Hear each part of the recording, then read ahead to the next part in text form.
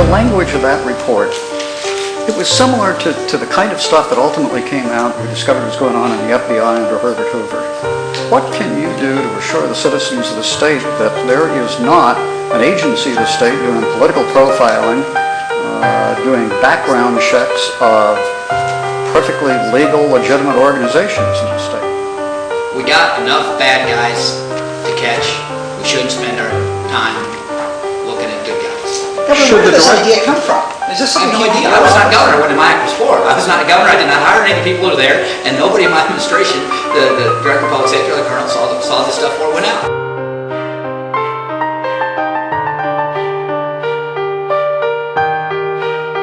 My name is Josh Carter. I'm the Republican State Committeeman from the 5th Senatorial District. I supported Ron Paul during the primary seasons. What attracted you to the Ron Paul presidential campaign? Well, I guess the message of individual liberty, government being the problem more than the solution, and just that he was an honest politician. You know, his voting record, agree with it or not, is consistent. Now take us back to how this whole MIAC controversy got started. What initially made you want to do a sunshine request to the governor's office? Well, when I first heard about the MIAC report, I was a little skeptical. I called one of the numbers at the bottom of the report itself and talked to a guy at MIAC who confirmed everything in the report. All of a sudden, I was extremely concerned. After that, I contacted my lawyer and said to him, Ed, what can we do about this? Do you have any ideas? Well, we were both aware of this camera that Governor Nixon had in his office. So we thought it'd be prudent to ask to see the tapes, if any, from this video camera. And when did all of the trouble start? I mean, you sent the report off, and was it a week later, 2 weeks later, that you were having visitors? It was within less than 3 hours, to my understanding. Really? From when they received That's correct. The fax went out at 10 a.m. on Monday, March 23rd, and by about 2:30 or so that afternoon, my buddy was calling me saying that they had stopped by his house. They had been to his girlfriend's before that, so I would say probably by 1 p.m. that afternoon they were visiting my friends. Now, had you ever had any problems with the law? I've never been so much as arrested, or I've never been so much as handcuffed, much less arrested. The FBI had questioned me last October regarding the vandalism of Russ Carnahan's house, my congressman, over the bailout. Now, how did your name, I hate to interrupt, how did your name even get involved in that? I've been very vocal about the bailout. I had called Congressman Carnahan's office prior to the bailout, urging him to vote against it, and after the bailout, expressing my discontent with his decision to support the bailout and vote for it. And also, there was a debate, or a question and answer forum held at the Antonia Fire Station down in Jefferson County, where my friend Bob and I went down there with a big sign in the back of his truck that said, vote against Russ bailout Carnahan. Now, when the FBI and other law enforcement came and talked to you, was it a phone interview? Did they come to your house? Well, both. They were at my house, and I wasn't home. It was a Friday evening at 8 o'clock. I was at a friend of mine's house when they called, and they called and asked if I was home. I said no. I could hear my dog barking in the background, and they said they wanted to talk to me. And I said, what's this about? And they said, oh, well, we just want to ask you a few questions, 20 minutes of your time, not a big deal. So I went home and spoke to them for a good while, longer than 20 minutes, I can tell you that. But I let them in my house. They wanted to look for spray paint. I let them do that. They wanted to take my personal computer, and I even let them do that. Wow, without a warning. Cooperation. Even they said, above and beyond what I'd be required to do. I didn't have to even speak to them if I didn't want to. But I cooperated as fully as I possibly could have. What were some of the questions that they were asking you? Well, at first I didn't even realize that they were investigating this vandalism. I didn't realize that vandalism had gone on until they pretty much told me about it. They asked, did I know where the bailout funds went to? They asked if I was a religious person. They asked, where I was the night before, because this was the day after the vandalism occurred. So you had already been investigated in October, and then once you sent in the sunshine request, all of a sudden they wanted to talk to you again about. They didn't contact me directly this time around. It was 9 of my friends that were contacted directly by the law enforcement officials.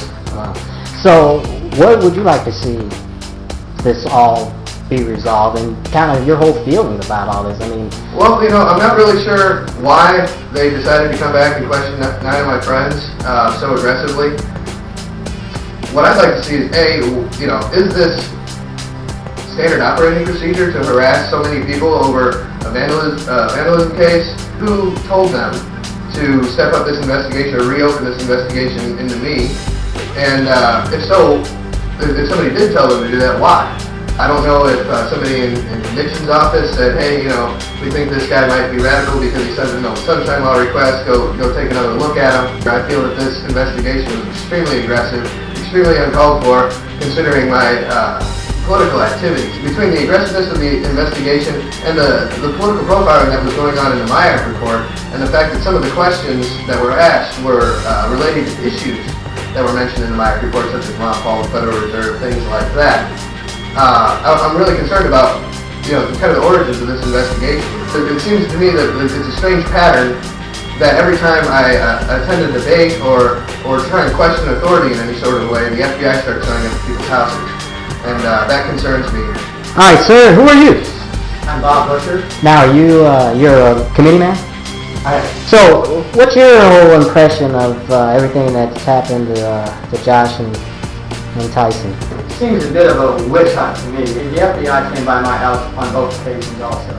It seemed like a terrible waste of taxpayers' money for these federal agents to be running around trying to pin the tail on some poor donkey. And Josh is donkey driving.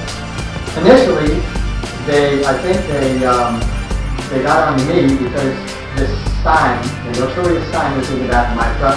They got that license number. That truck is actually housed at a different address. My daughter lives in the building, and she said 5 FBI agents came over there, scaring everybody in the building. 5 FBI agents for this. They then came over here. My son was in a panic because FBI was showing up at the house about 10 o'clock at night. They come knocking at the door, so they're obviously pretty persistent. At 10 o'clock at night? 10 o'clock in the evening. So I did let them in. We sat here and talked for probably an hour and a half. They kept asking the same questions that Josh and Tyson had mentioned. A lot of questions. Well, the first time they wanted to actually see this sign. So I said, this happens, there is a sign here in my garage. Now, I walked them around, I took into the garage, I said, there it is. Now, what did the sign say? It said, vote against Russ bailout financing. It was all over then, it was done. And then, what was it, a week or so ago, they're knocking on my door again. They talked to you in October, right? And then did they talk to you again after Josh filed the... Correct. Who are you, sir? My name is Tyson Lobby. I'm Vice Chair of the St. Louis Central Republican Committee. Okay.